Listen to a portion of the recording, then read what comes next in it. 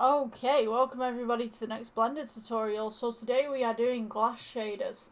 So, what we want to do first is we're going to change out the EV for cycles. It's just in the rendering tab right here. So what we're going to do, we're going to take the main cube right here and I'm just going to press 1 just for side view. And then I'm going to go ahead and just Shift D and duplicate this cube right here. And then we're going to go Shift D and duplicate again. Once we get to the end here, I'm just going to go ahead and Shift D duplicate these ones upwards as well. So, I tried to do this last time with a couple of materials. I think I was doing it with metal, and Blender crashed on me. So, today we're just going to do 6, because apparently it can't handle the amount that I was doing last time. So basically what we're going to be doing today is looking at glass. And so what we need to do is, I'm going to go onto the render tab right here and you can see that we've got all these nice little cubes. I'm going to go ahead and add in a plane just to give us some, I don't know what you call it, light at the bottom, I guess you want to call it that, diffusion, anything like that. So just going to go ahead and take this light right here and just multiply it a couple of times so that we've got a nice little light show going on in the background. You go Shift D, duplicate this across, and then I'm going to go Shift D again in the middle and just duplicate this across. You don't have to do this, this is just for a lighting technique that I'm currently doing. So you notice they're a little bit bright, so I'm just going to turn these down just ever so slightly. And hopefully, with these lights, we can see the glass a little bit better. So, just take this third one right here. That should be perfect. Right, I'm just going to put one as pink and one as blue, so you guys can see the difference in the glass as well, and a bit more detail. Okay, so, we're going to start off with the shading tab right here. And we're going to take our first cube. And our first cube is Principled BSDF. Now we don't want it as Principled BSDF. We're going to go to the Materials tab and we will change this out to Glass BSDF. Now you'll notice that it changes every single cube, because obviously every single cube, we've just duplicated them. So we're going to go back on this one. I just needed to show you that. So let's go into Edit mode. Press A to select everything if everything is not already selected. We're going to go deselect this material. We're going to go plus and we're going to go new. Now this will be glass 1, which will be our clear glass. And then we can work on our variables from that point. So let's change this Principled BSDF to Glass BSDF. We should be on the render tab right here. For some reason it's not changing. Let's tone down this roughness.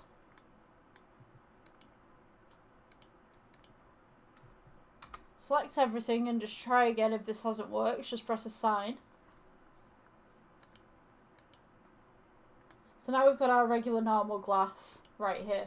So the secondary glass that we want to do is going to be roughly the same. So what I'm going to do is just select glass 1 for this one as well. And what I'm actually going to do is change this to duplicate right here. A duplicate. And we'll change this to glass 2. So, difference between glass 1 and glass 2 will be that glass 2 is going to be altered. And glass 1 is just going to stay the way that it is. So, let's add texture to this. Maybe we'll go with brick texture. You can go ahead and add colour to colour. You see this is sideways right here. Just rotate this round to 90 degrees. So now we've got all these nice little lines coming on. And we can scale this out. So with this technique, you probably use this for, say, if you were looking down the side of a plane of glass. Or maybe your glass has imperfections, so we could have something like this with little stripes going down on the inside, as you can see. So what I'm actually going to do, I'm going to improve that background as well. Instead of a grey, let's have a bit more of a lighter tone, so you guys can see what's going on there. So with this in particular as well, we can alter the colours. You have different colours with this. I quite like that one actually, and we can also change this colour as well, so we can get greens in there, and we can get a little bit more of a deeper red as well. Especially with the blacks right here, we could just turn this up. Come on, there we go. Instead of black tone right here, we can turn this up a little bit more, so we've got more of a see-through look. And also on top we also have the brick texture that's coming in right here, so maybe this is like a fake wall or something within a game. So the next one that we can do, let's change this one to Principal BSDF. Go ahead with your materials right here. You could take glass 1, which isn't our variable, it's our standard. So duplicate again, and we call this glass 1 as glass 3. So with this, we could actually put a Veroni texture on it. So let's go ahead and add a texture. We could go Veroni texture. Colour to colour. You notice you get all these nice little patterns and stuff like that. So this is great actually for stained glass. We could go ahead, let's add a bump. I'm just curious what happens if we had a bump. So if we had a bump and place it to height, we'll go like this, but we could also add this to roughness. So we can actually make this bump right here. Let's just pull that up. I don't know whether you'll be able to see that, but you can see like little scratches and stuff like that. Let's put it back to here, and I'm going to go ahead and get rid of the bump for a moment. Let's go colour to colour. And let's add a colour ramp.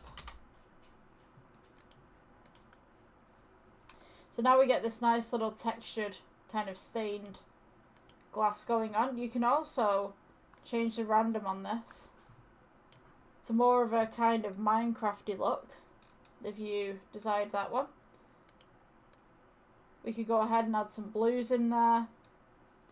We could go ahead and add some maybe yellows, greens. Oh, you're kidding me. Well, that's the end of that tutorial. I hope you guys enjoyed. Please experiment. Unfortunately, my Blender keeps crashing for some reason. I don't know why. So, yeah. If you enjoyed that tutorial, please like, subscribe, stuff like that. I'm sure in another tutorial I can show you some more tricks. But just experiment with what you have. And have a look at the drop-down menus and stuff. I will see you in the next one. See you later. Bye-bye. Sorry.